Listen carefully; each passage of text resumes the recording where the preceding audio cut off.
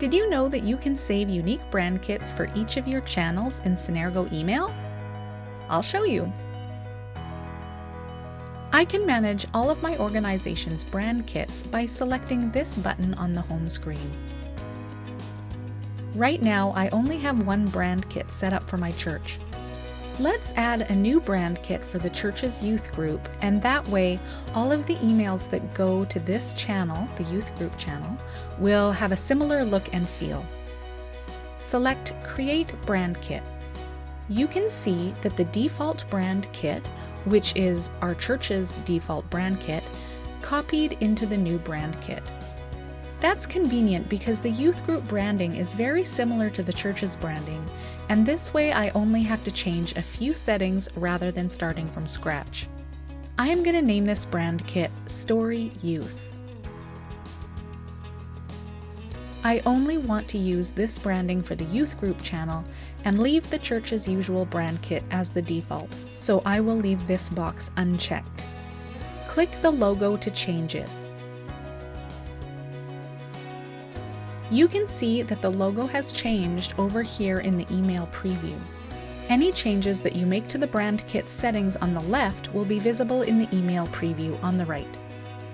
You can adjust the size of the logo at the top of your email. Did you know that adding alt text makes your content accessible to everyone? If images aren't visible, the text replaces the information conveyed by the picture, and screen reading technology reads the alt text to non-sighted users, so they don't miss anything.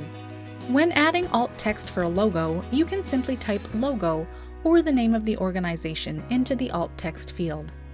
You can change the alignment. There are so many options for adjusting your brand kit. You can get really granular with adjusting the way you want your emails to look. In this case, I just want to change some of the colors and leave everything else like the fonts, buttons, borders, and links the same as the default.